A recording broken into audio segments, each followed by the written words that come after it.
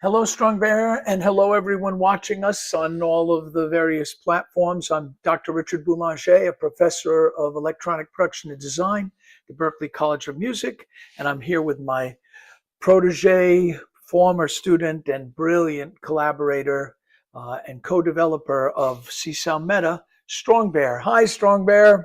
Hello everyone, hello Dr.B. Yeah, I'm very happy today. Like we do the live stream again, the second time of the week and the fifth time total that the live streams that we've been done, and we're seeing like growth on our community, the Discord channel. That's and everyone over there like start installing CsoundMeta on their Quest. I'm so happy about that. Me too. And we want to remind all of you to join the CsoundMeta Discord. Strongbear will post the link again here at the beginning of the screencast and even throw it in the chat for those of you who are joining us over Zoom.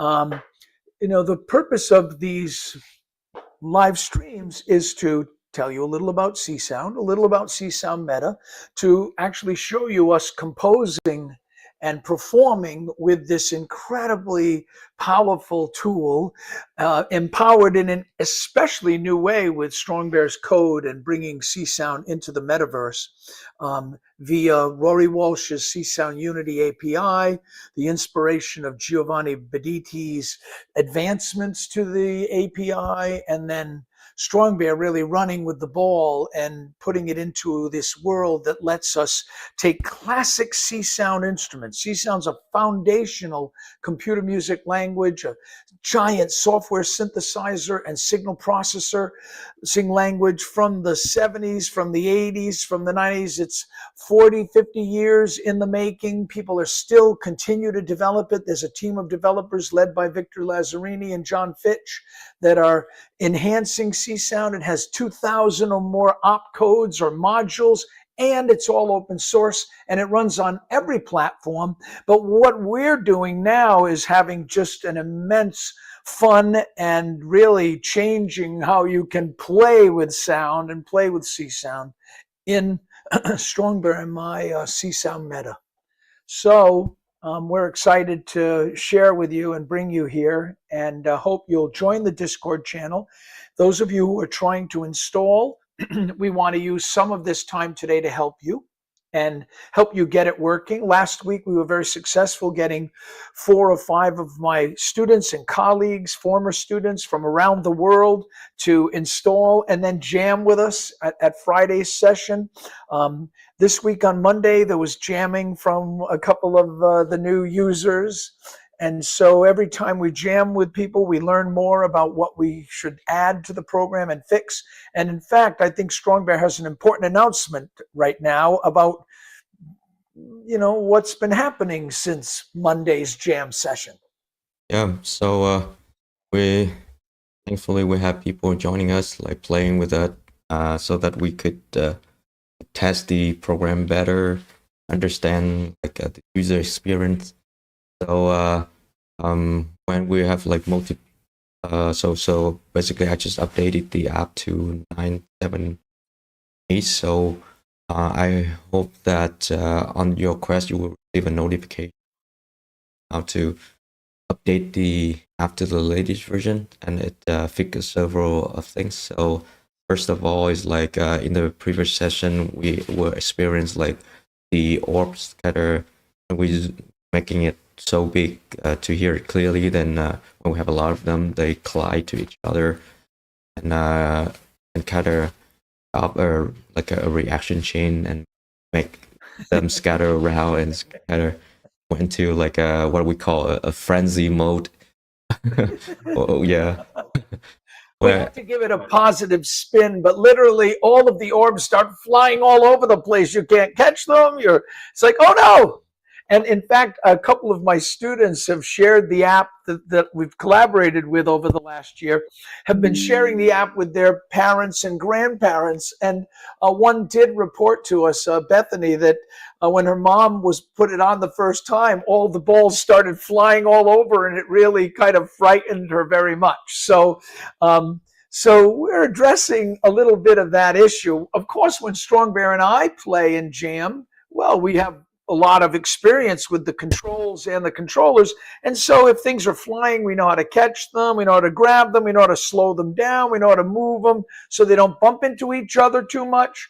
And so, but even yesterday, I taught a class at Berkeley, and I put the headsets on my students in the classroom, and things got pretty crazy pretty fast. So we are trying to make it that the most students we've ever jammed with, right, Strongbear? What did we do last year? How many students we jammed? We had all these high school kids in with us. How many were there? Wow.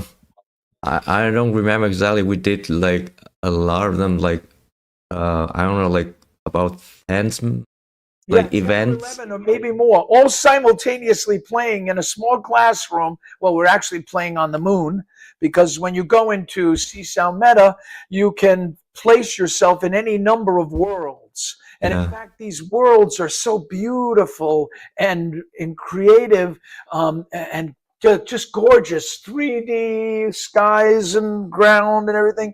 And they're all designed by this fantastic AI skybox generating program from Blockade Labs. And so you pick a style, you pick a starting scene, you say, I want it to be photorealistic, but I want to be up on the mountaintop or in a canyon or underwater and on a reef. And you are. And in 5 minutes or maybe even less, it's designed all these beautiful 3D worlds for you, which you can then modify. It's phenomenal. We'll show you a session where we're building some new worlds with that too.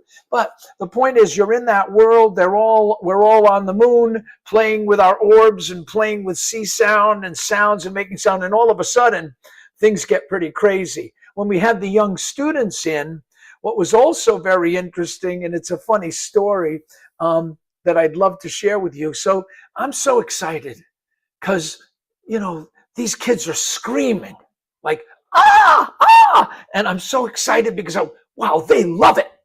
They love this work, Strongbear. Listen to them. And I'm looking over, Strongbear, wow, wow. And then I realized that most of them are afraid of heights. And so when you're in these virtual worlds and you're on a mountaintop and you look down and you're above the city in a skyscraper or something, so they were not screaming because they loved it. They were screaming because they were frightened out of their wits, because these beautiful worlds created by Blockade Labs are very realistic. And so when you jump into CsoundMeta, you really are there. And there might be the top of a skyscraper. So you have to pick your worlds wisely. And so, in fact, even the first time, I think I told Strongbear, I showed it to my wife, Colette, and I put it on, and she also was screaming, and I had to hold her from behind. Honey, I'm right here. You're not going anywhere. I know it looks like you're on a mountaintop, but I want you to try it. And so ultimately, Bear and I designed some city streets and colonial marketplaces so that we could just be on the ground for beginners sometimes too. And you'll see some of those today when we improvise. But it is really amazing. And I can only tell you this, you really do want to install the software. Today, we'll screencast when we're jamming or when we're trying to teach you and when we're playing. But what a difference when you have the headset on. What a difference when you're in this world. And even yesterday, as I handed around, I had about 6 headsets with me, 6 Quest XR, headsets, 3s and 3s and 3Ss and Pros, and I was handing them out and having the students put them on. And even when you do all that, it was really amazing how excited they all were to join and finally be in the world. And I mean, the first response, even though I'm doing a demo before and showing it all on a big screens in our labs, we have these beautiful large TV screens at Berkeley in the lab I teach in. But as soon as they put it on, it was like, it's game changer. It's like, wow. And all of them are starting to think, this is how we're going to play music in the future. This is how we're going to do this. This is how we're going to. And in fact, I'll let Strongbear talk about this, but for a moment. But that's where Strongbear's motivation has come from, to kind of work with me and really develop this. It really had to do a lot with Strongbear imagining new ways of playing music, making music, collaborating. Strongbear, by the way, is a virtuoso jazz guitarist, incredible musician, multi-instrumentalist, who happens to also be a programming genius. So many of us have more than one talent, but I really appreciate Strongbear's talents. And so, Strongbear, tell us a little bit of your kind of motivation for making the app. And we're going to say hello to my student Emery, who's joined us on Zoom. Hi, Emery. Yeah. Hello, Emery. Hi. Welcome back. Yeah. So, so you mentioned about Blockade Lab. I just want to shout out to them because they have wrote like a post about CsoundMeta. So to help us like spread the word. So Thank you. yes. So back to my motivation to create this app. So my background is was electrical engineering, then computer science. Then I did have a business, and I run a company named Designveloper. We're doing software for since 2013, so it's 12 years already. I didn't know that I would end up in at Berkeley, but like who knows, like life pushes you around, and sometimes like you didn't realize like what you love until like later on in life. So I want to pursue my music passion. So that's why I went to Berkeley, and then at Berkeley I started out as guitar performance major. Then during the COVID time, like before the COVID time, I bought a bunch of instruments, because at Berkeley they taught me not only like how to play the guitar, but also other instruments as well, and how to like compose, how to arrange. So I bought like a drum kit, I bought a keyboard, bought a bass, so everything to make a band. But then after 3 months, I gotta sell like everything. They're all brand new, right? So So what you're saying, I want to interrupt just to make clear that you're in the major, you're flying at Berkeley, you're supporting your growth and development, and COVID hits, and pretty much Berkeley goes remote. right. Yeah. So it's like all of a sudden, oh man, my jam sessions, who knows what's going to happen, right? So take it from there. So Right. then you sold it, you had to sell everything pretty much, just it didn't make sense to keep it all. Yeah, to go back to Vietnam. So and I kept only my Strongbear guitar, the headless guitar, as it's pretty lightweight. It's only like half as heavy as the like other guitar.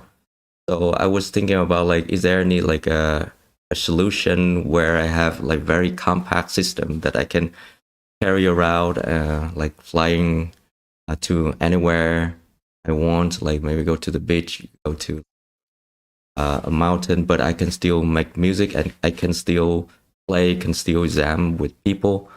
Then when I came back to Vietnam, and my friend introduced me the Quest 2, and I put it on, and I play the first game with like Beat Saber, and I feel like, wow, this is amazing. This is like a future. We could do something with this one. So then I came up with the idea to make a system like where we could compose, could play music and perform in VR. Then after that, and I came back to Berkeley, joined EPD, Electronic Production and Design Department, switched my major to EPD and also songwriting. So at the final semester, basically a EPD sent out a list of a professor of that it guides us through the final projects, what we call EP. Is that 491 EP 491? Yeah. The capstone project or thesis project. Yep. Right. And so then I looked at the list of professor, and then Dr. B really like. I looked at Dr. B background history and what he has done. So I think that he could be like the really great advisor for me to finish this project. So, but I hadn't taken any course of Dr. B, but I emailed Dr. B. Then like I don't know, that's just luckily I met Dr. B at the garage on top of the Whole Food building, like next to Berkeley, because I used to park my car there, and it was like I think it's 10 p.m. Dr. B, Dr. B was there too. No one up there. We were on the 6th floor. I'm going to my car, and this stranger walks up to me who I've never seen and says, "Are you Dr. B?" Yeah. I said, "Maybe." Yeah, so we met each other in the elevator, and then in just a short like 1 or 2 minutes, like I got introduced to Dr. B, and I told Dr. B that I sent you a message, an email, like about our project, and I was willing to work with you, and then after that I got reply back to Dr. B, and then okay. And we got started. Yeah, we had started. Amazing. Yeah. And already, as a side note, Strongbear's other project related to this, tangential to CsoundMeta, is essentially all of Ableton Live running in the in VR and allowing for live jamming so that you could play with people. So Strongbear has already built a kind of big system that has great commercial potential. I maybe pulled them off track a little bit by saying, there's this world of Csound. It's all in the public domain. It's all open source. There's an international community. The whole history of computer music is in Csound. It's all open source. I think that appealed to Strongbear. And let me show you a few sounds. Let me show you a few instruments. And Strongbear brought them back like a week later. Well, here, I put that instrument inside VR. Try this. And already I was like, oh, wow.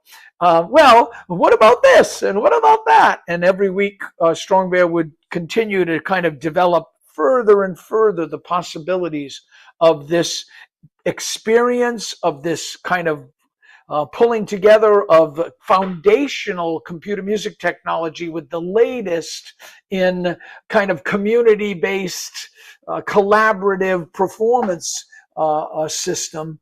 And what we built here and what we're going to share with you even now to warm you up a little bit is, it's remarkable because I'm at Boulanger Labs, my home studio here outside of Boston, and Strongbear is in his studio in Lakewood, Ohio. And we even have a student joining us from their apartment in Boston. Emery's in Boston, literally. And, the three of us now will be able to join in a common space, which is one of these worlds, or even go into pass-through mode where we're all just looking around our own studio, but we're seeing the controllers and even the little ghost outline of each of us, and we're able to play together, talk to each other, hand each other objects. And that's what we're going to try to do today if we can keep Emery from going and starting to play extended drum solos. And Emery, we're going to have you in the instructional part of our jam today, if that sounds cool to you. Yeah, that sounds good. Good. And so I always like to start our sessions, and we'll certainly answer any questions and take even guidance from you in the community who are watching. I'm going to screencast from my screen in stereo. Sounds are all spatialized in Csound Unity and CsoundMeta. And so you'll get a nice stereo feed.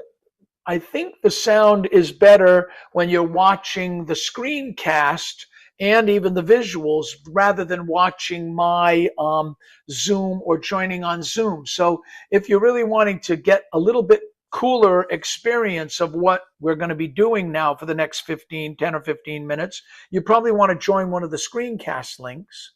And I think Bear is also going to project at the same time what he is looking at while he's playing. So you're going to kind of have two perspectives of the worlds that we're exploring sonically and visually as we jam a little with something that's a movement I've already saved, a sketch that I'm working on.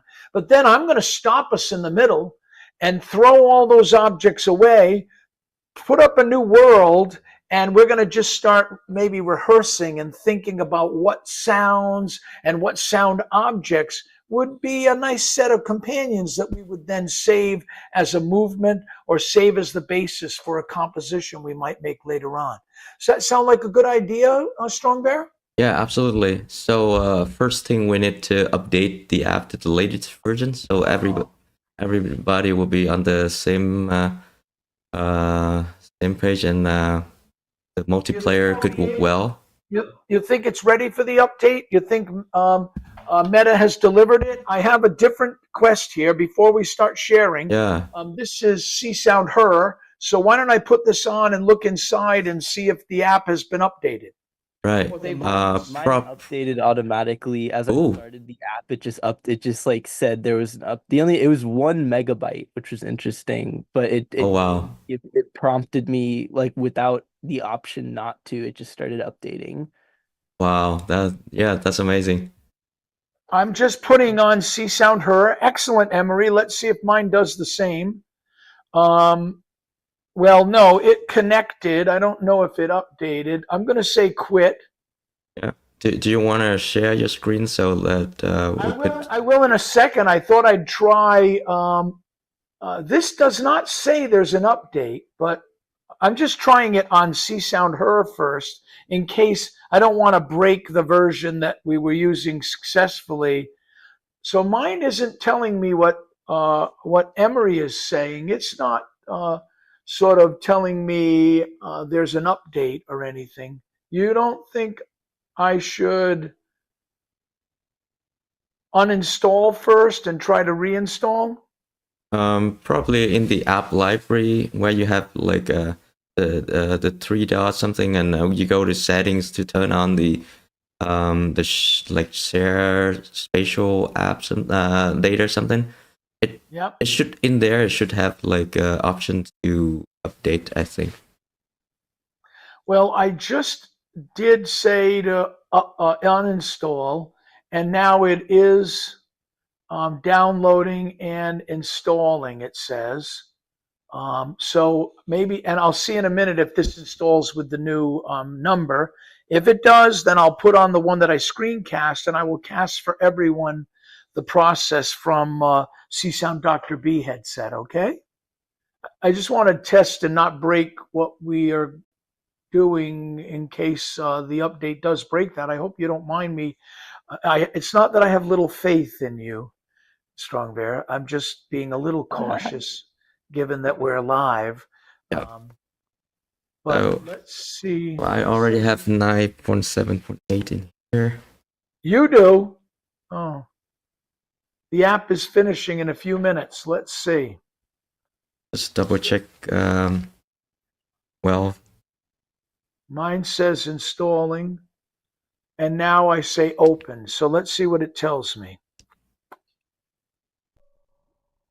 Csound made with Unity 978. Allow the microphone. So this did put the new one on. Okay, good. So I'm going to stop that. I'm going to put it away. And you were saying you wanted me to just do this for everyone by sharing my screen, or are you doing it right now?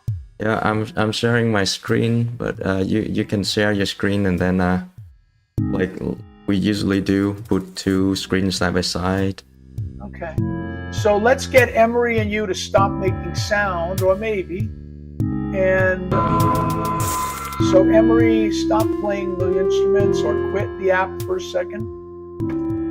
Okay, I'm now sharing sound, And I'm about to share my screen and share just the casting screen. Boom. So now I'm sharing my casting. And I'm in a version of CsoundMeta. And Emery, if you're still in here, you should close some of those dialog boxes of objects that you're. You know what's really funny? This might be a good, but as I hit close or back, it's not closing them.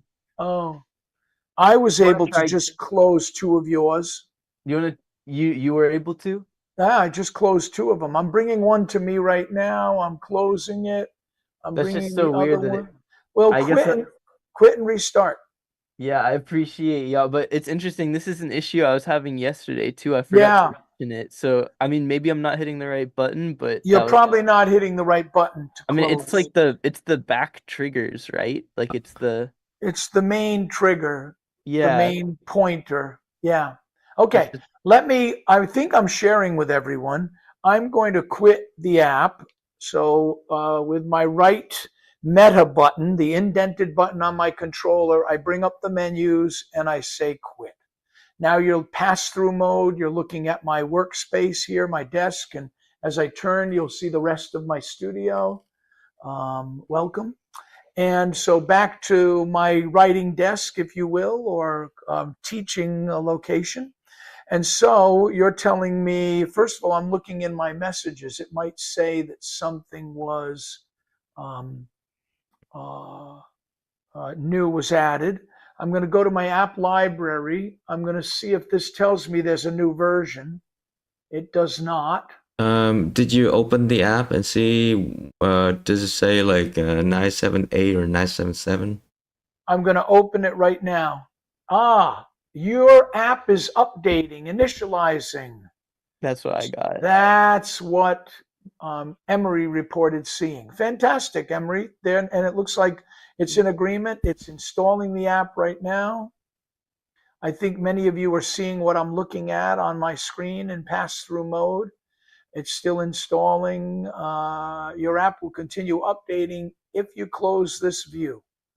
Well, I'll close the view like it said, and I'm looking now and it's telling me in my library here on Meta, right? My Meta library.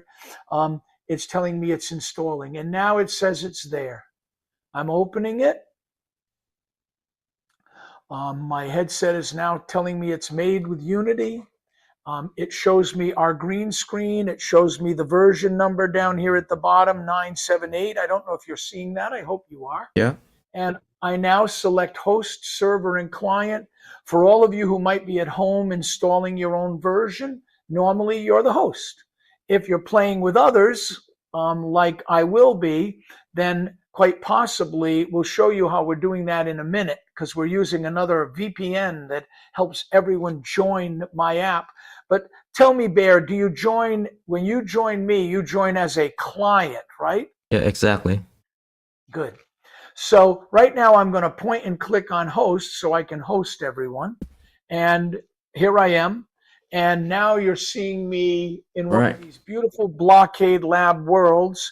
And I'm, in the heavens here. There's a castle. So and you're also seeing someone with green controls in front of me, and that's Strongbear waving them at me.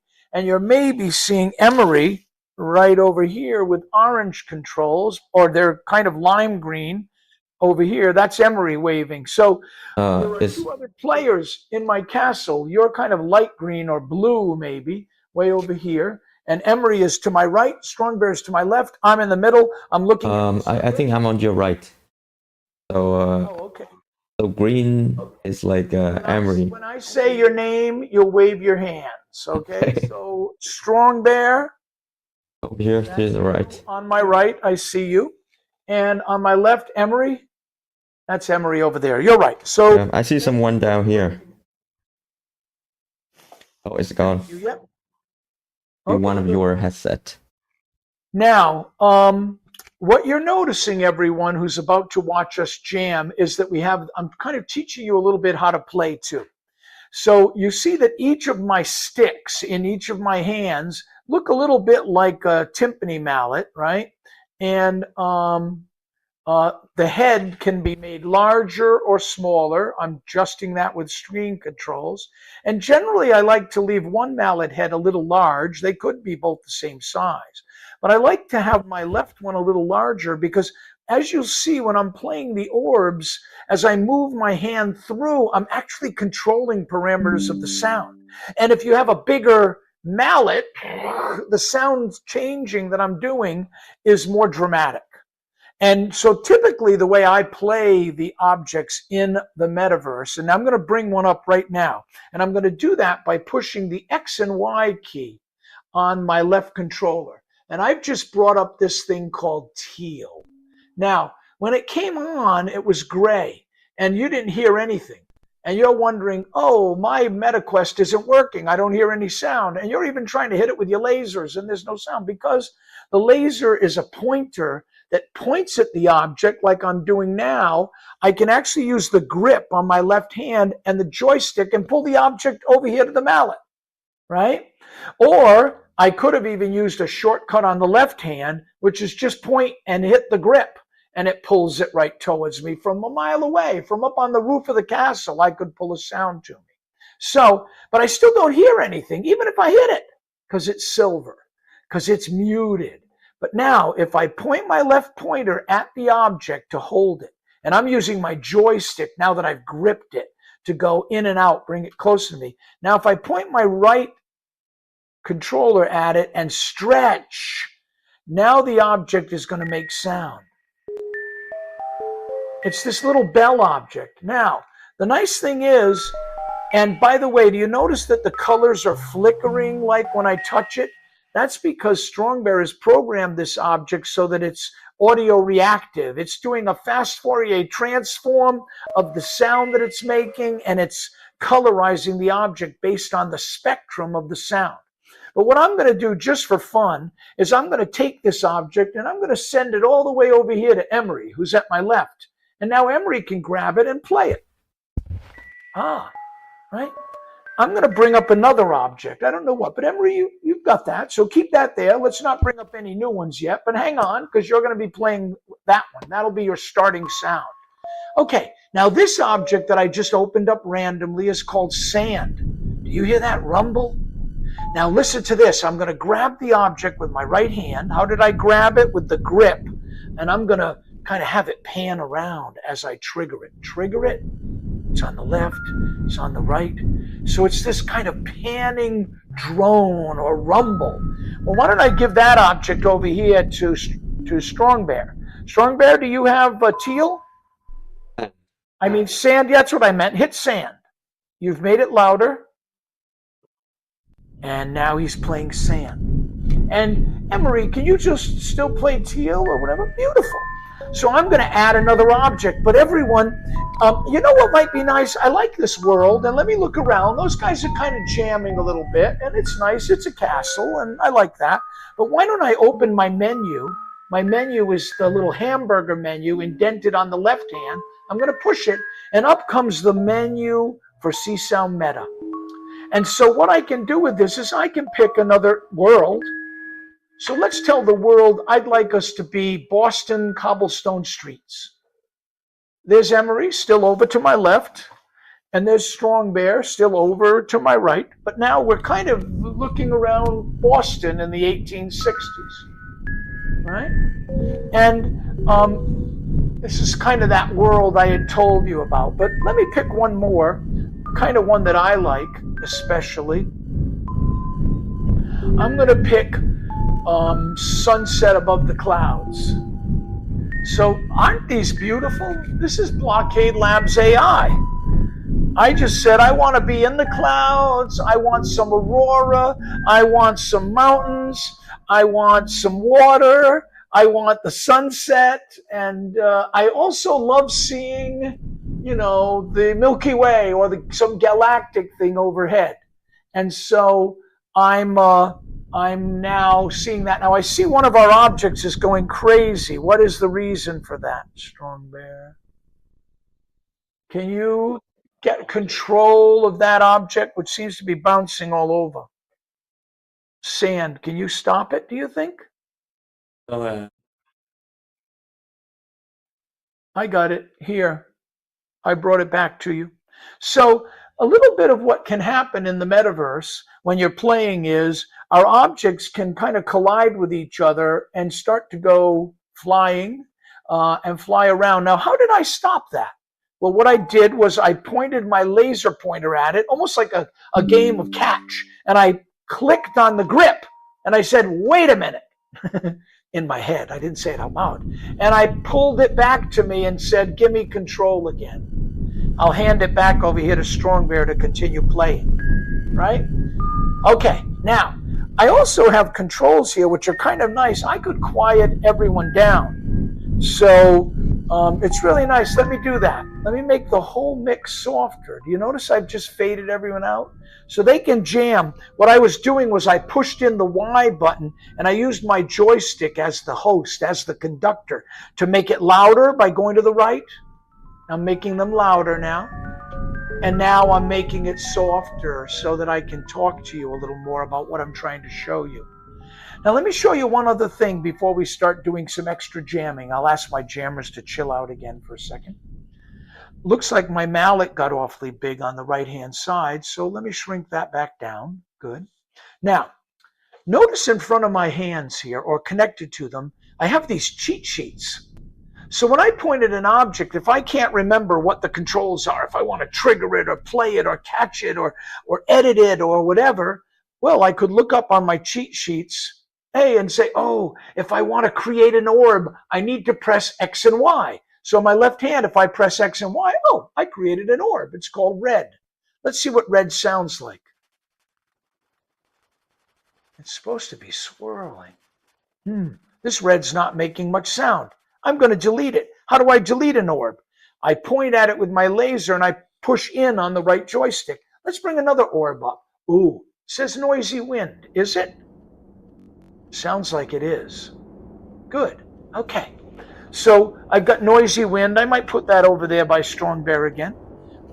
So now, I could have told my worlds, by the way, to Strongbear built this in. It's so beautiful. I could say change the world every 60 seconds. And so now, while we're jamming and playing, all these different beautiful Blockade Lab worlds will come in and play. Now, my menu is open. How come? What did I press? I pressed that hamburger menu on the left hand to bring the menu up. Good. Now, in the menu, I also have an option in setup to say, hey, show me the shortcuts. I just turned them off. Those blue cheat sheets are gone because I know what I'm doing. I often leave them on when I'm rehearsing, and especially if I haven't played in a couple of days, I always forget, oh yeah, that's what I need to do to make the volume softer or louder. So my shortcut keys are on. Now, I want to show you one more thing about our instruments. I showed you that you could choose from any number of worlds. I point at the menu and I scroll up and down like you would do with any mouse or pointer. I say back if I want to get out of here. I could pick from my instrument library. Let's pick an instrument here. Oh, look. When I picked this instrument, up also came a menu. And also these little orbs over the instrument. The instrument's not making a sound. It's called rust. What's rust sound like? Well, I might, again, point my left pointer at the object to hold it. I might put my right pointer on it and stretch it out. And then I might strike it. There's rust. Kind of a sizzling sound, right? Now, if I go in my list of instruments, there's rust. I could select rust, and I could see that rust has a lot of presets that I've created. So let's pick rust that's a kind of mid-growl version of rust. That might have been very much the one we had. Let's see mid-tone noise. There it is, kind of soft. I'm going to make everybody... Did you turn the mix up? I'm turning the mix up now. I'm going to get rid of your noise, your noisy wind. So here's mid-tone noise of rust. Check it out. Wow. Something else happened too. Do you notice that rust is now broken and a fractal version of it? You can see through it. It's quite beautiful, right? Well, it's like a jewel now. Well, when the object, the orb, is in this mode, it's known as a wanderer. I like the sound. Wow. Now, what could I do with this sound? Well, I could close this because I like it. I could edit it. Up here, sound settings, bring up a dialog box, and that's what I was talking to Emery about at the beginning. And I could say, hey, I want this every time I hit it to play the same note. But wait, I could instead say every time I hit it, I want a different random note. Oh, I like that, right? I could say, wait a minute, I'd like that random note to be changed by, and I could set a gestural control here, how I move up and down my left hand. So I can connect my hands to the object with a patch cord. Now, you see I have on the inside, I'm calling a grip. And on the outside of my controller, I have a trigger. So if I point my grip and trigger at the object, notice what I just connected? Yellow patch cords. And so I can now use the patch cord settings on the right here to do things to the object.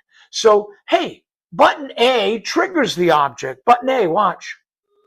I'm not even pointing at the object, but I'm bouncing on my A button, and I'm playing dee-doo, dee-doo. But wait. Now it's playing low windy notes. Now it's playing high windy notes. Right? There's an object again flying all over the place. I'd like to stop it. Let's see if I can.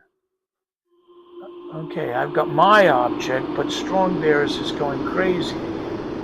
Come here. No. There it is. I got it. I caught it. Strongbear, you're trouble. Now, so but you see what I'm doing? That as I move my hand, it's changing the random note number. And wait, maybe I really also want to have it so that it changes the MIDI note number too. So that would change the frequency range. So now, really high sizzly notes or really low notes. Look. And you see what I'm doing with my hands, right? I've made the sound a little better or a little more dramatic. What have I done? I've chosen sound settings. I've mapped my controllers. I'm allowing the controller to be a wanderer. Let's close it. Because even as a wanderer, I can tell this thing, by the way, it just chose a black world. I might want to use that for other things, but let's choose our drone reef world. So my thing is now a wanderer. All these little orbs on top let me do different sound settings, connect to effects, all kinds of things. I'll show you that later, but I'm kind of loving this sound. So I think it might be fun for Emery, Strongbear, and I to just jam a little bit, and we'll even add a few more sounds each of us to make the jam a little more interesting. We'll add some drum loops and things, and I'll turn these controls off. I point at the object, and I hold the Y button, and now the shortcut to the meta control menus is gone. So this object is just here waiting for me to trigger it. And since it's a wanderer, I can just throw it around my room and let it fly around and still play it. Right? So now, maybe since I taught you that, I have a feeling Emery might want to add some more physical controls to one of his objects. And that's cool. Let's do it. It might be nice for me to bring up some kind of backing track, don't you think? Well, when I go into instruments, if I choose classics, well, I think we have 200 Csound compositions that have been composed over the last 40 years. They're all running in the meta, Csound meta. And so here's one. Let's see what this randomly picked up. Oh, well, this isn't a composition, but it's a great instrument by Istvan Varga. And it's just one of Istvan's kick drums. He made a whole library of kind of kicks. So nice to have a little kick going. So let's put a kick in there, and I'll close it, and I'll just let it fly all over the place. So there it goes. Now, ooh, someone brought up a nice kind of prepared piano. I'll fire off more of my wind. It's a wanderer. And I'll bring up another sound from the library. Let's say I bring up another classic. This one is, well, I'm going to choose from the menu. So why don't I choose, I'm going to try to make that a little softer. There you go. I can control the mix, as you see. So let me choose, the drones that are kind of cool. Dave Seidel has composed some really nice piece. Why don't I choose an ocean of air? So here's Dave Seidel's Ocean of Air. It's down here. I'm going to make it come right back to me by pointing at it and using the grip to say, get over here. Now I'm going to point at it. I'm holding it, stretch it so you can hear it, and start it. And it's now going to play Dave Seidel's piece for us, which is this beautiful ambient piece. Hear it? So now we've got a kick drum. We've got this ambience. We've got some other gorgeous kind of sounds coming in. And I might close the classics, and I might just bring in a couple of other instruments that I might like. So this is Teal Low Theme.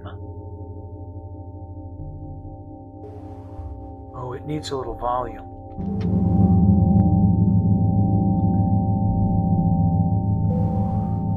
I'm still not loving it.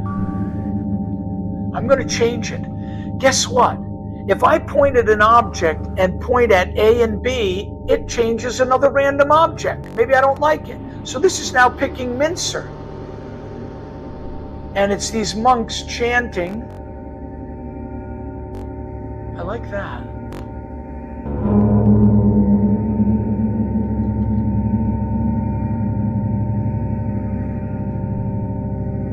We'll leave them in there. I'll pick a bell tree instead.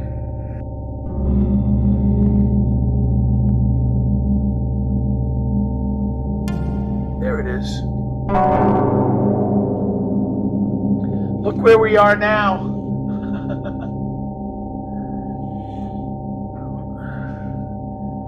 We're on some Antarctic colony.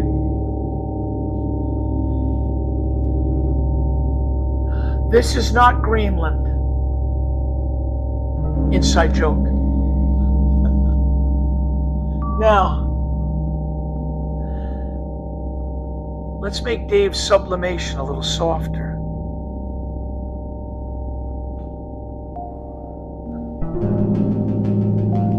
All right. Very dreamy world we're creating right now. I'm going to pick another orb. Oh, someone picked something groovy.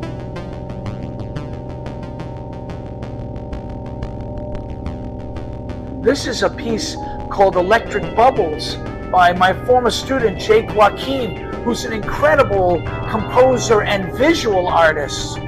He's now based in San Francisco area.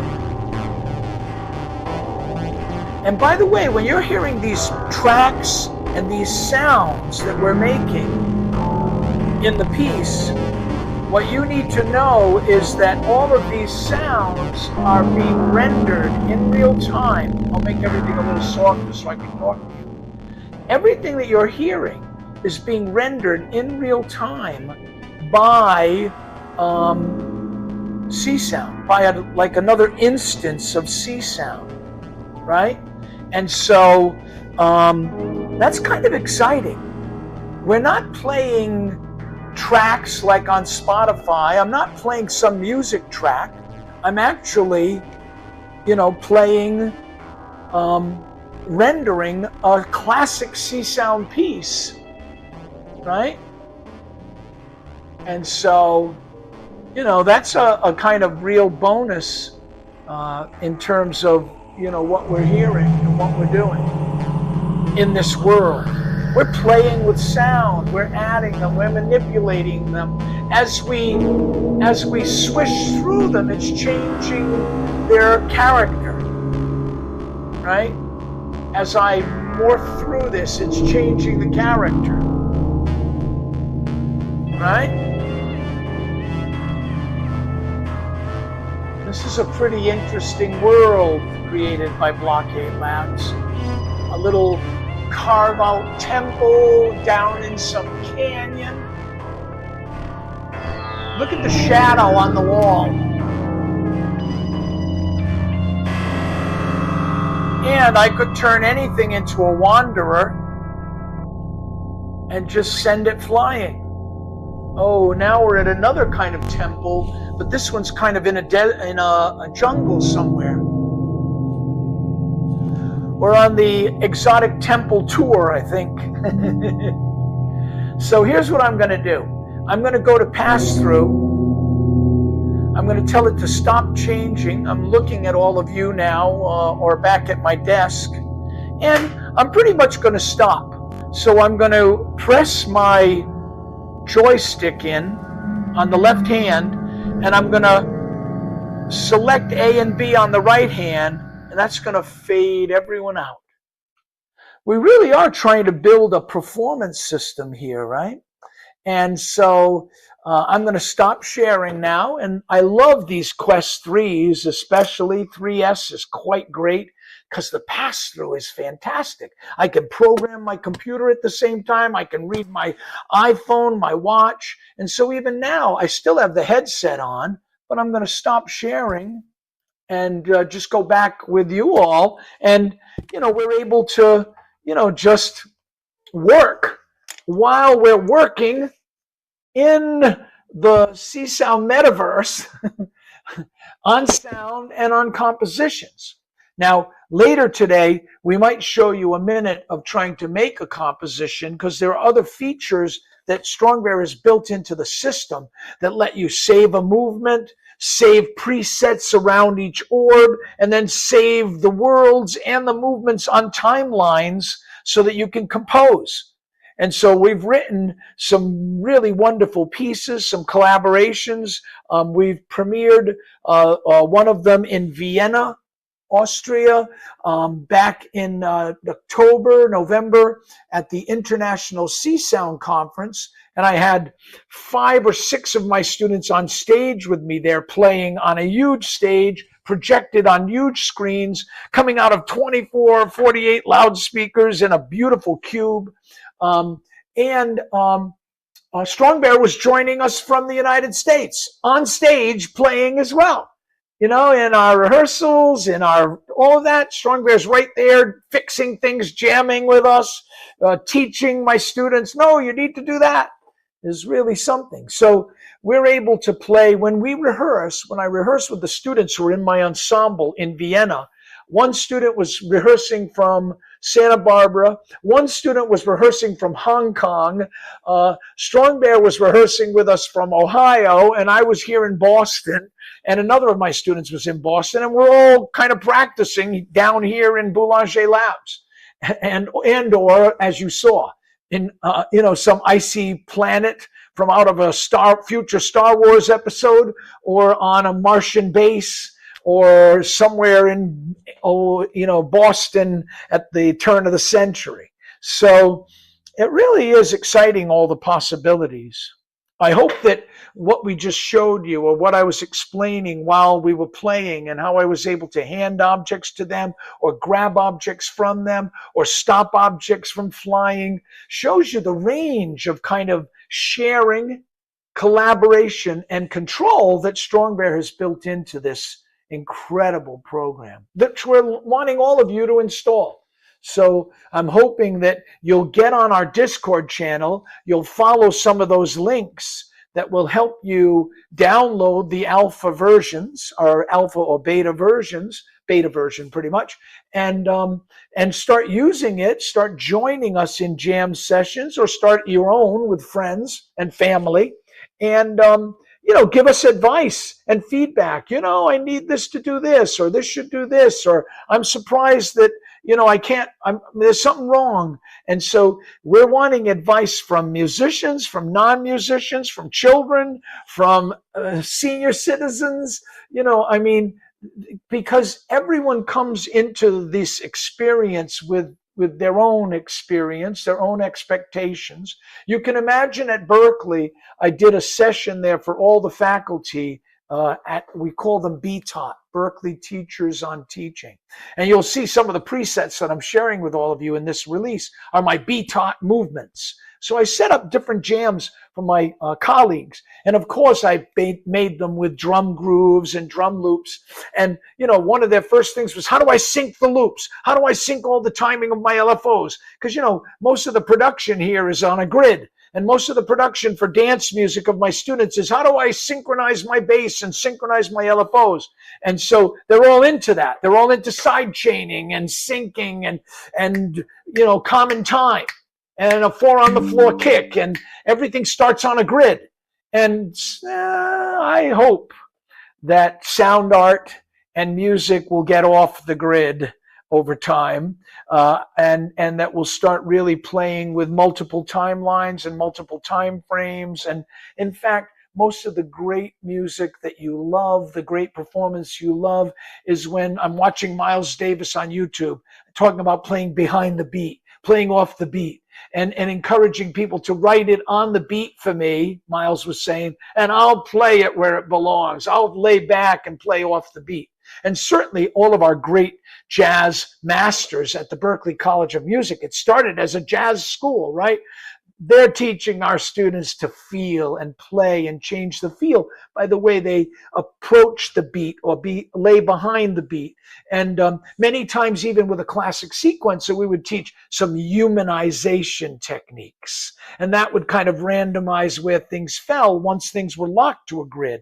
So, but you can imagine that when my faculty are saying, how do I lock it? But strongbear now on our to-do list is, we got to have a button that says snap to grid, or, you know, synchronize all clocks, or, you know, just so that you know, if that's important to you, I want to make sure, we both want to make sure that CsoundMeta supports that. You know, so I'm not just making it for my music. I'm not just making it for sound artists. We're trying to make this, you know, for as many people as we can, with as many levels of musical training or bias or prejudice or freedom.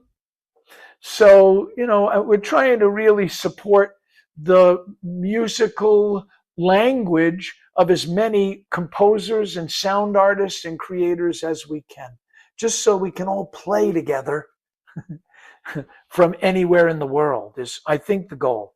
But I would love to hear from strongbear if I've mischaracterized or if I've left anything out. And it does seem like your new version is working. Yeah, it's working. Today we didn't make a lot of objects, so yeah, cool. So what were the main features, strongbear, that you added in this update? What can we tell previous users and me, because that's the first time I saw the update? So what can we tell the experienced CsoundMeta user is new in this update? Because we didn't create a lot of objects today, so we didn't see that. But like, if you create more objects, then they kind of overlap on each other. They doesn't fly into each other. That's the main change. We can try that. We can try that in a minute. I know Emery would love to create lots of objects and see that they don't collide, because as a power user now, one of Emery's first things was, we have to stop these colliding objects. And so, in fact, Emery was in class. Emery helped me yesterday introduce this to a number of other students, many of which have never had a headset on. So Emery was jamming from his apartment into my classroom at Berklee, and it was really exciting. But then Emery showed up at class because he had a class with me yesterday. Emery's doing his thesis right now. And just so you all know about Emery, Emery's a phenomenal jazz trumpet player, an incredible commercial producer, but also a very experimental artist. He was just accepted at a half dozen graduate schools. I think he's headed to Cal Arts, where he's going to work on robotics and new ways of playing. He designed for his thesis project all kinds of alternate controllers, like power gloves and glove controllers with accelerometers and proximity sensors. He designed generative algorithmic software systems that, you know, I'll let him tell you a little about it in a minute. my point is that Emery came to class and said, we've got to talk to Bear because this bouncing off of everything, it can be a problem. And so I said to Emery, well, I've been telling him, but you write him. And so Emery said, well, I'll try to say it in a nice way, but I said, no, tell him hard. And I think Emery wrote a note like, Dear Bear, I really love the app, but and I'm wondering if there would be a way of slowing down, like they're changing the gravitational force. So he had such a positive way of saying, fix that.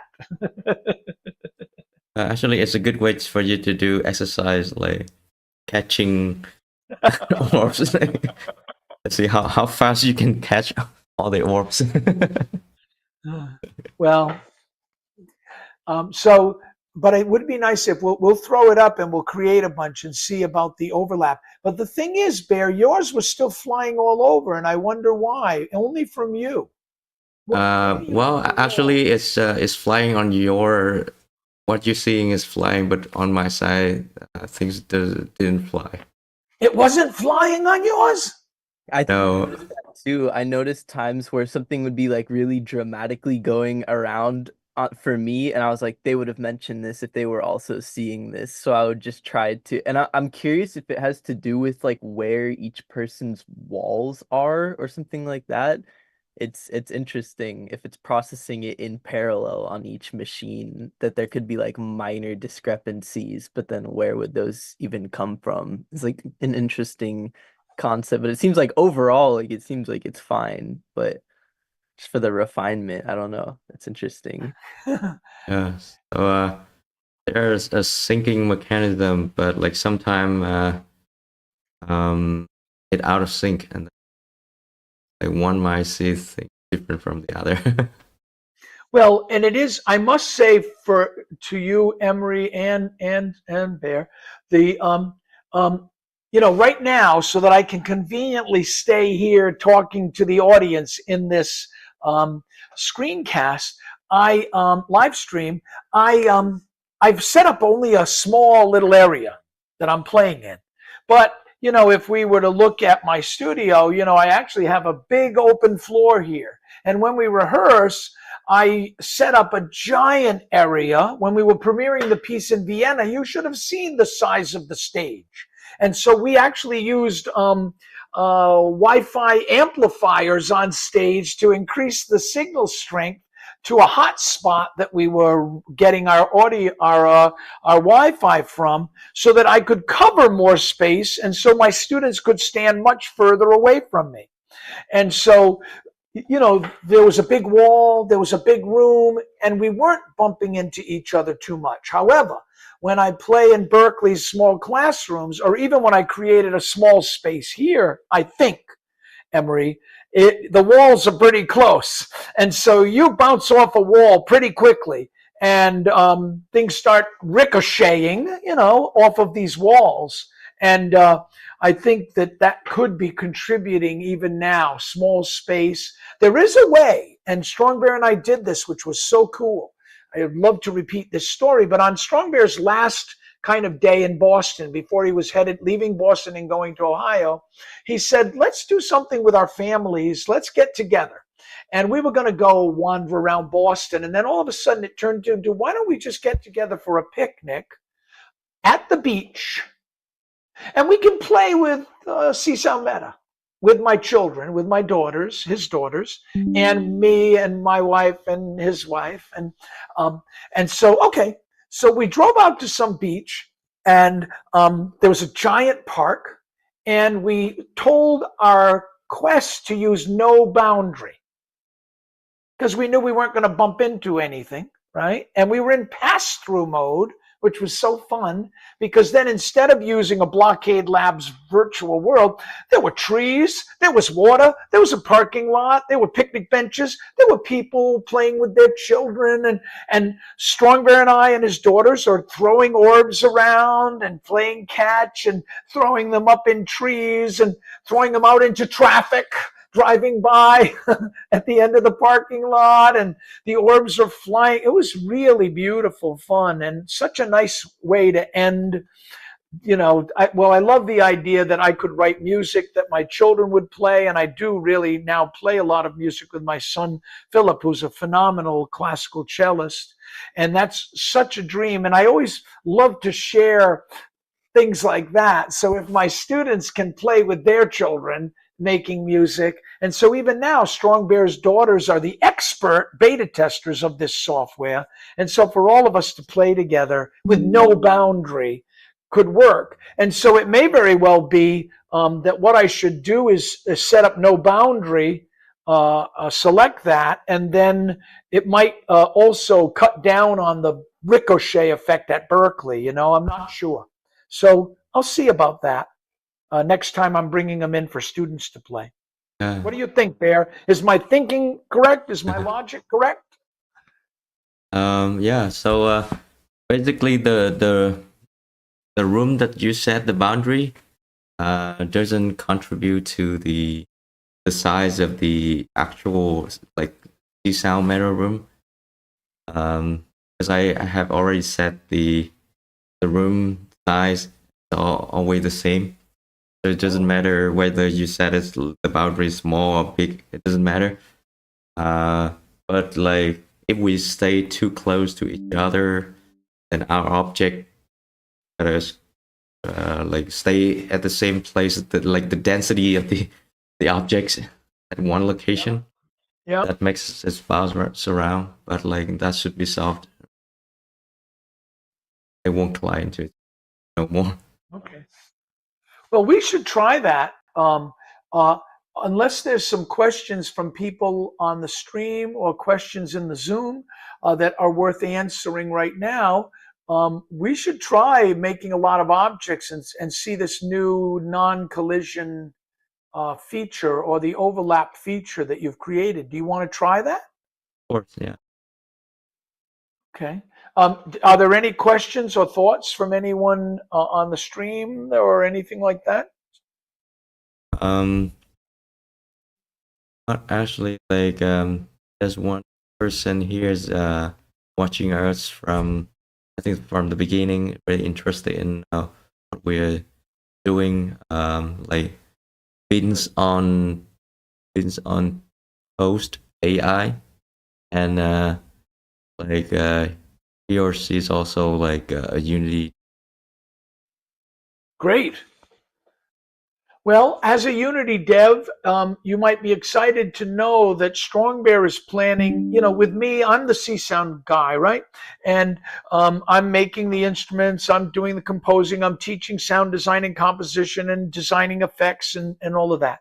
So this is kind of what I'm bringing into this project, and also the kind of teaching and sharing that we're doing now. But Strongbear is planning on running, we're going to try to do one of these every week or every couple of weeks where we get together and talk, where we play a little, where we show new features, where we answer some user questions, where we involve users in the performance. So we're going to, and even start to bring some guests, some of the key developers of Csound, some of the key composers of Csound. Yeah.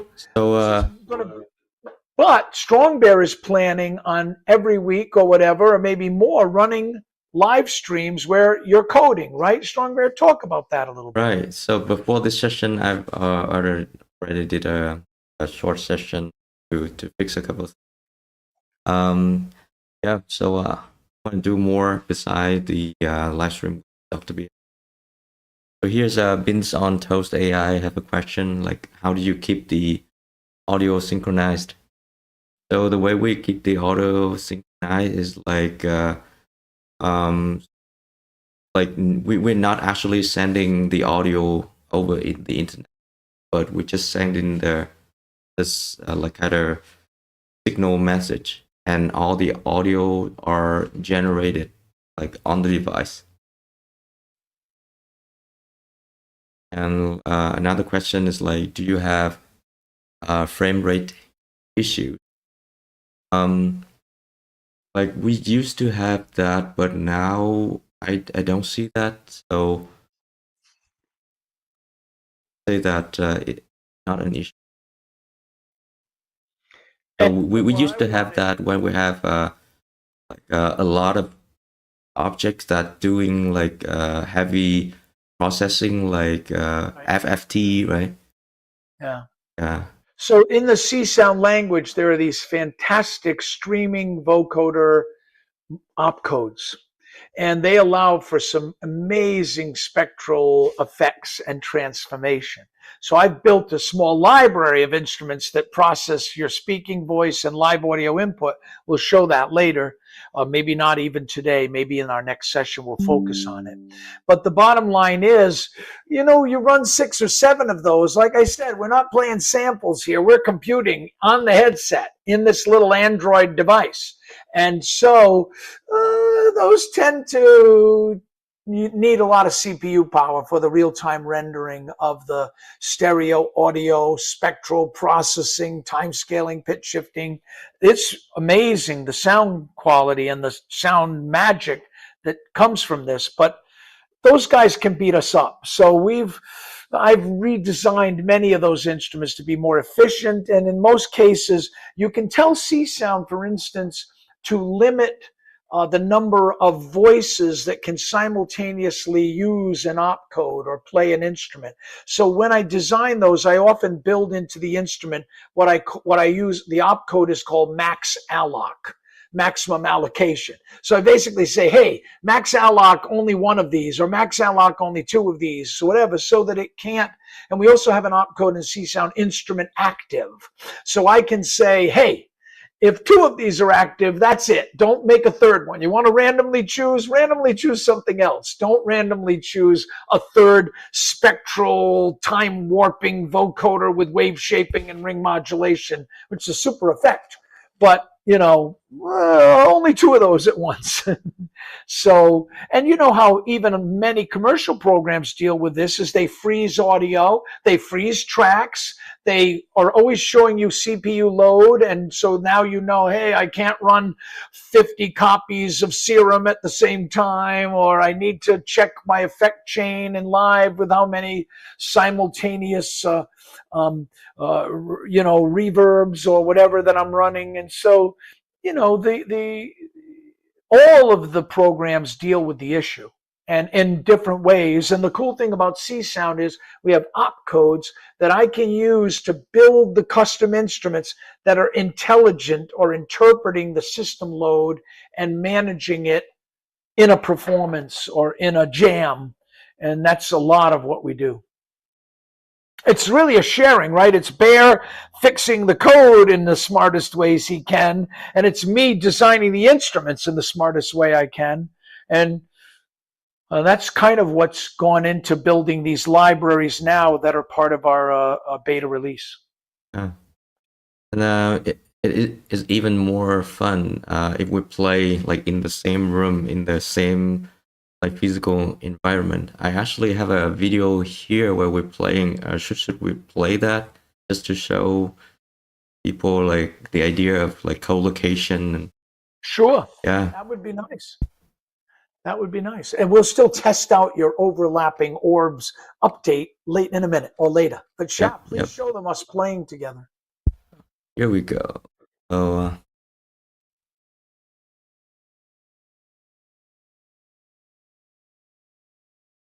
yep. On the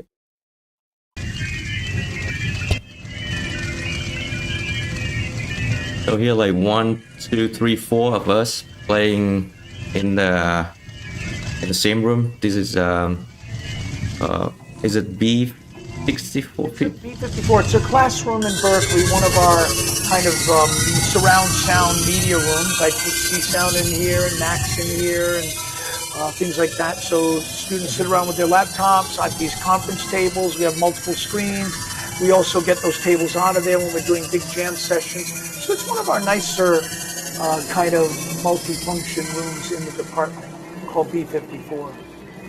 And so I guess there are 4 of us playing right now. That's maybe Bethany on the left and and Xiaomeng, Susan on the right, and me. And I think you're the one recording. So we're seeing the perspective from Strongbear as we're jamming in the same room. Actually, here's Claire, and So Claire is teaching at Berkeley. On the right is like Michelle Darling. Oh, that's in this group. I see. Okay. Yeah, so chair of EPD, Electronic Production and Design Department at Berkeley. This is her first time playing in my metaverse. Right.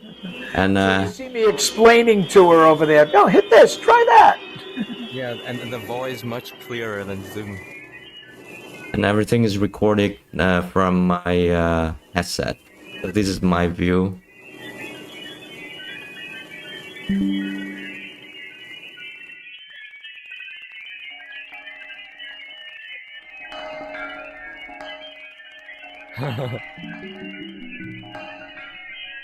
Okay, so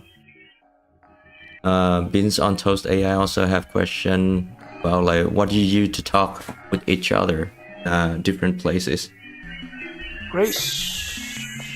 Well, we often, I'll let Bear take most of this, but we often start in a Zoom chat like we are now. Hi everyone, hi Bear, how's it going, whatever. But take it away, Bear, because it's really fun when we start just talking to each other inside the headset. So take it from there. Yeah, so in the quest, we could call each other, like we could make friend and then call each other. Then we could play and talk at the same time. If you have two... and in the future, we will implement a new feature where people could call each other right inside the app, like instead of using that feature of Quest. So you don't have to like make friend with people before you can call. You use these two, you hit them. And the important thing I would say, well, I can't wait for that new feature, next release or coming release. But the thing is, the sound quality when we're talking to each other in the headsets from across the globe is better than Zoom. And Zoom, as many of you know, is pretty darn good. And it's like clearer. I mean, I will tell you that Meta did quite a job with the mic and noise cancellation and all that, and live mic in these headsets. And we'll show you more of the live mic stuff maybe in our next session, and we'll really focus on it because we have a lot of nice features with live mic and even remote mics. So we're going to show you some of the tricks we've learned and developed. But the clarity of us having a conversation within the Quest is really incredible. And so, yeah, it's very intimate. We're just, hey, Bear, try this. Or, you know, you're not yelling from across the room. I'm not out in the middle of my studio jamming, yelling back to my speakers or whatever. You don't need speakers on. You're right there in a quiet space talking to each other about how to rehearse, or hey, why don't you add some more of that, or make that sound louder and play it more aggressively, you know? So it's pretty great.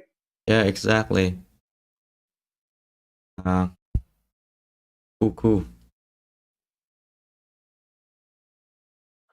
I mean, the call sound, the quality in the Quest really crispy, really clear. Yeah, so the sound that we're making won't matter overlap with the... It doesn't, there's no crackle, no interference, no all of a sudden. I don't know how they prioritize the threads to but it's been working beautifully. Even with us throwing up hundreds of objects and we're still talking to each other, like, stop it. Wait. Stop making all those things. Because sometimes Bear likes to tease me, I must say. He's joining me from Ohio. I've got all these Berkeley faculty in front of me. We're all jamming. I'm projecting on a big screen. We've just finished a performance. They're happy. And then I'm talking, like you can see, I never stop. And so I'm talking to them and telling them how excited I am about this. And Bear just starts creating like 100 objects around me that are like, I guess it's his way of telling me to maybe take a question. But he has often created a lot of objects in our world where we're still just having a beautiful conversation. So it's really remarkable. Yeah. So another question from Vince on Toast AI. Do you ever get like sound white out when too many sounds are playing. I know you said you throttle too many lead in. I mean, what's your experience with this? Sometimes I've noticed, no, I'll tell you, want to know what happens? Of course, I've designed a bad instrument. So if I design an instrument that blows up Csound, I've got some resonant Moog filter that I've got on some drone and fat saw, and you can control the cutoff and frequency and resonance, and things. Sometimes that blows up Csound. And so I found that kills the sound almost, like, oh, we've just crashed Csound. But I don't think we've had any trouble because we've played too many orbs or anything like that. I think it's really, when we've played one of my bad instruments that I hadn't debugged or designed well enough. And so what that would mean in Csound would be that I would scale the range of the resonance parameter of that Moog ladder filter opcode. So I could say, oh, really, I don't want the thing to ever get narrower than 10 hertz or, whatever. So I just, that's the wonderful thing about Csound is, if you were a fan of the old Spinal Tap movie, the amp goes to 11. And so the bottom line is Csound, you set the range of all the parameters in any opcode. It's not like, oh, this only goes from one. And so finding really great ranges and usable ranges is part of the challenge of you as a sound designer. And the other thing you need to know is that every orb in CsoundMeta is not, oh, I made a patch on this synth. I made a patch on Serum. I made a patch on my, Roland, whatever, module, or my Behringer clone of the Moog Model D. Check out the patch. No. Every orb is a complete synthesizer, a unique model of a synthesis instrument. It can have effects and reverbs and filters. And so each of those things that I was showing you all in the menu, when I said, let's pick Rust, and then we saw Rust had a bunch of presets, right? It's because Rust is a certain Csound software synthesizer that I designed back in 1979, that one. Csound is future-proof. So I designed that instrument in summer of 1979. We're playing it now. We're discovering even more of what it does. We're saving different variants of that synthesizer. It's really remarkable, the worlds that we're making available to everyone. It's like it's a whole store of modules or synthesizers, and not merely, oh, there's that sound. As you saw with me changing a little bit of just one of the instruments. So I guess I would take the blame to the user asking a question there. If things blow up, it's probably because of me. Yeah, so typically, like, if it blow up, then typically is one instrument in there is doing that. So redesign that instrument to solve the problem. And I mean, like, Csound is super lightweight because it was running on like computer back in the 70s, and like from 70 until now, like, our computer gets so much more like stronger. So I mean, like, it could, the computer now should handle those instruments like no problem at all. Right. We're super surprised at how much of Csound works in Ableton Live. I built libraries for Ableton Live, plugin libraries. We're building all kinds of plugins using Cabbage, Rory Walsh's great Cabbage, and those plugins run as audio units. They run as standalone synths. They run directly. You just drop them into our CsoundMeta, and all the assigned controllers and sliders get then mapped in our Csound metaverse. So, it's really remarkable how, in some ways, we're preserving or enabling the whole history of computer music to be explored and remixed and resynthesized and reused, repurposed, recontextualized in CsoundMeta. And so that's kind of nice. And I have a call out to all of my colleagues in the Csound community, all the developers and composers. And I'm saying, hey, send me your pieces. We want to run them in our classics section. And so I've gotten hundreds of pieces. Right now, I think we probably have 150 or so in there, but I've tested and delivered and cleaned and updated I think 356 compositions that Bear's about to just throw into the collection. So a little bit of organization is what we're doing now. Like, okay, let's put those in the drone category. Let's put those in the ambient category. Let's put those in the true classics category. A piece by John Chowning or a piece by Karl-Heinz Stockhausen realized in Csound. Well, let's call that a classic, really. And so we're trying to kind of, and my students have been writing Csound pieces I've been teaching at Berkeley for almost 40 years now. And so I've been sneaking Csound into the classes since the very first day I started there. And so we have Csound classes and Csound experts that have gone through our program.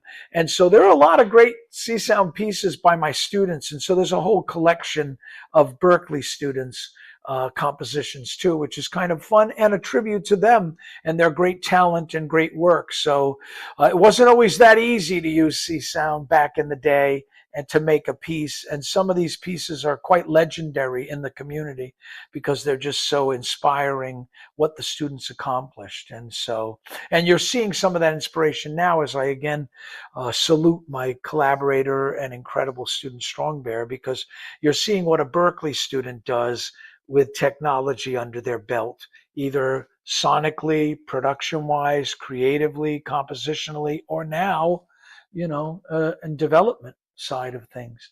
We have a lot more courses in software development and AI and game development and game audio, and all these are really changing, I think, the industry. So Berkeley EPD graduates are pretty amazing. They're pretty amazing. Yeah. And so another question, like MIDI connect. I think Binon Toast is asking about whether CsoundMeta are supporting MIDI. I think.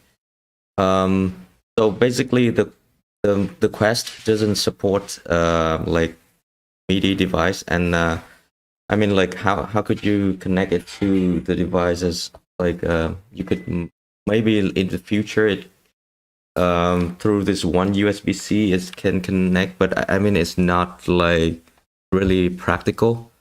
But there's a way. I will interrupt for a second, Strongbear, to say, of course, Csound supports MIDI. And we have MIDI instruments, but I've actually unMIDI'd them so we could play them with our hands in CsoundMeta. And I think Bear is right to say, maybe Meta will add wireless MIDI support for gestural and OSC controllers and other things. Who knows? I hope so.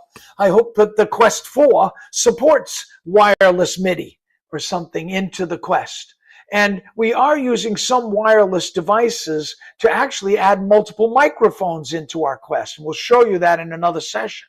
But yeah, I don't know of any MIDI interface for a Quest yet, or a MIDI connection, but maybe there's some app that you would tell us about, you users. Again, remember, join our Discord channel. So if you know this and you've used it, or maybe if you're even developing something, please share it with us. We'll add it. Yeah. Right, Bear, would you add MIDI if someone had a library that, of course I think you would. So in CsoundMeta now, we don't support MIDI, but like in the other app that I'm doing, like Effortless, it support MIDI wirelessly. So basically, you could connect it to like Ableton Live and wirelessly control MIDI's your computer. So you need to have like a computer. Then the Quest connect to the computer, and then the MIDI instrument will be connected to the computer. Yeah, so I think that's the same way piano VR is doing. So because like Beans on Toast here is mentioned about Pianovia, and I do know about Pianovia. So basically, they do have an app to install on the computer. So it is the same method. So you need a computer, and then the Quest connect to the computer. Then the computer control the MIDI. Good. Well, maybe we'll add that to this in the future too, Bear, from your other app at some point. But I do like, I do love that your other app is still growing and developing its own identity too. And so I don't think we need to steal everything from there. Oh, I think it's 2:30. Should we try the like new feature? We wanted to end today's session a little early because of appointments, and so we're going to end today's stream at like 2:45. But what we want to do is just try making a lot of objects and seeing what happens. So I'm still here, and you're wanting me to say I'm going to share, and you're wanting me to basically set my sharing to just focus on the cast. So there we go. Yeah. And I want to make sure I have audio, which I do. So hello, everyone. I'm now sharing. And we're back. The environment is still running. I've said resume. I'm passing through. You see my mallet controllers are still here. I'll make my left one a little bigger. I'm making it bigger by holding down the A button and using the joystick to enlarge it or shrink it. So I've got my objects here. Let me just see if it's still making sound. Here's taupe. I've made it bigger. I'm playing it. I'm panning it. And I'm wondering if you can hear it. I'm joining you. Let me also cast my screen. So Emery could join you in that Emery, are you here? testing.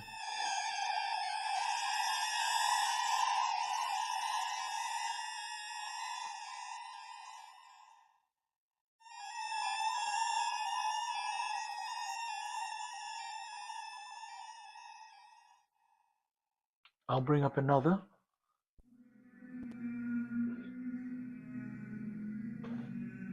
Someone has joined. I'll go to a virtual world like traversing a haunting post. Here we are. I love these Blockade Lab worlds. I'll bring up another sound.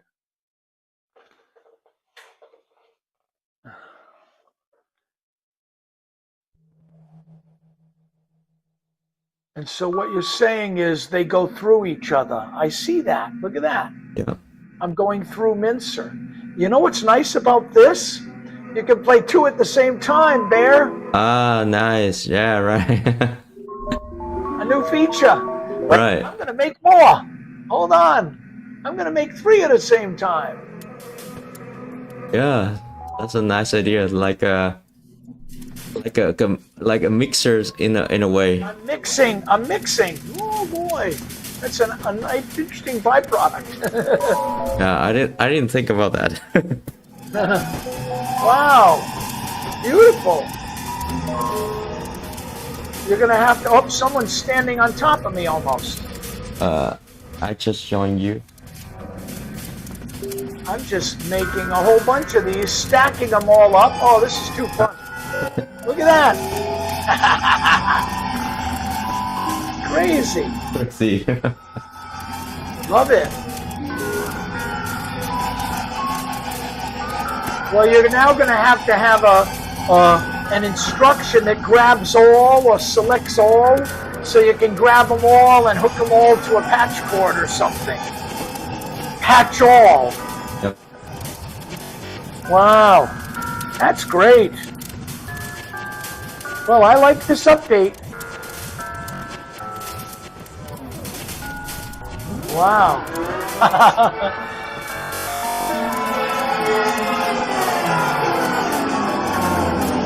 Wow. Wow. Crazy.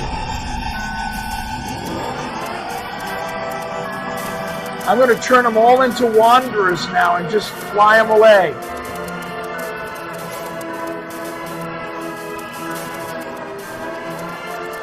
Wow. This is all behaving a lot better than when we were jamming before, strongbear. I'm not sure, but you know, they're all under a lot better control.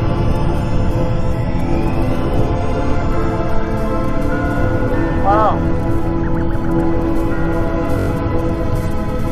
I love it.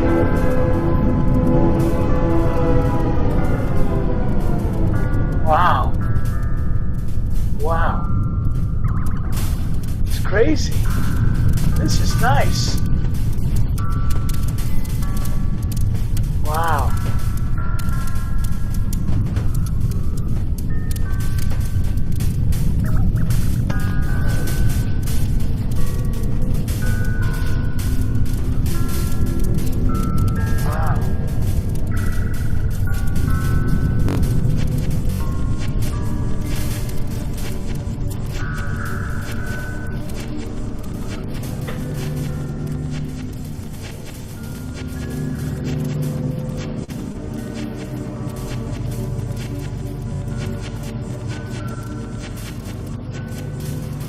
Wow, I'm loving it. Wow, look at that.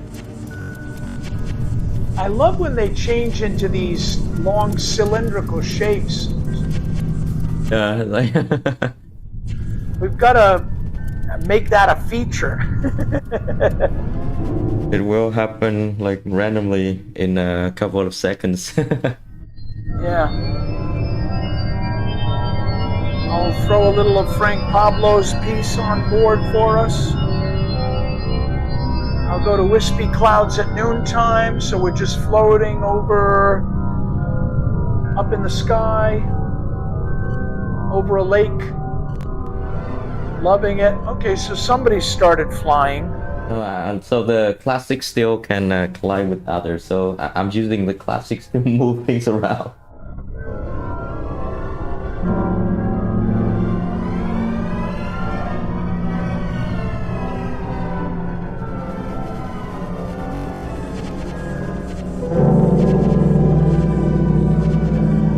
I just don't understand why Emery can't close his instrument selection dialog. I have to close them for him. So Emery, I point at it with the laser and I use the pistol trigger on the right hand to turn I was trying it on my own a second ago and it was working completely like normally, like when I was on my own, but then when I've been joining as like a client, it hasn't been letting me close. I get it. Okay. Oh, like Emery, if like sometimes you feel things doesn't work as you wish, maybe you could like go to the menu multiplayer and then stop client and then join again. And join, yeah, I'll try that next time or something. It's just, yeah, it's just been kind of weird because it's happened like I feel like a couple of times consistently. Because sometimes the host has the like the most powerful most power, so sometimes the host like take over your control, and like if the network is not strong enough, maybe like you couldn't get back the like the control. So yeah, it sounds like that kind of. Hello.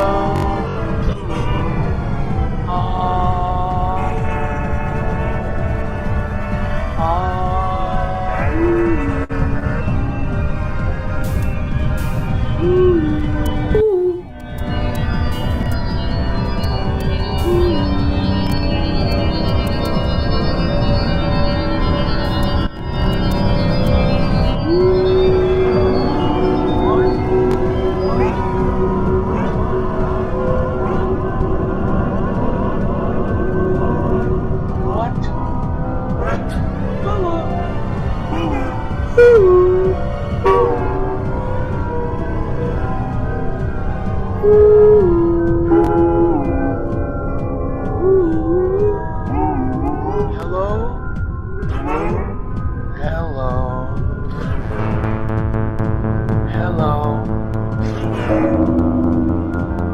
Nice. Hello. Hello.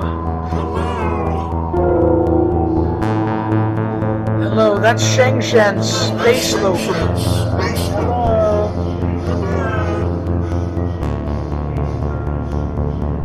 Hello.